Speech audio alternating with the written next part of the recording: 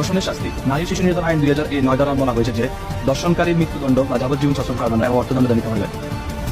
ধর্ষণের ফলে বা এর পরে মৃত্যু ঘটে বা ঘটানো হয়, ধর্ষণকারী অবশ্যই মৃত্যুদণ্ড বা যাবজ্জীবন সশ্রম কারাদণ্ড এবং 1 লক্ষ টাকা অর্থদণ্ড দণ্ডিত হবে।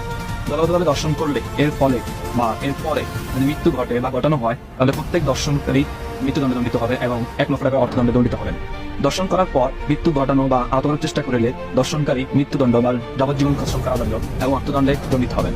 যদি কোনো ব্যক্তি দর্শনের চেষ্টা করে, তাকে অধিক 10 বছরের জেল বা অন্যান্য 5 বছরের সশ্রম কারাদণ্ডে দণ্ডিত হবে এবং অর্থদণ্ডে দণ্ডিত হবে। যদি পুলিশি হেফাজত থাকাকালীন দর্শনের শিকার হন, দর্শনকারীর শাস্তি 10 বছর সশ্রম কারাদণ্ড, অন্যান্য 5 বছর সশ্রম কারাদণ্ড এবং 10,000 টাকা অর্থদণ্ডে দণ্ডিত হবে।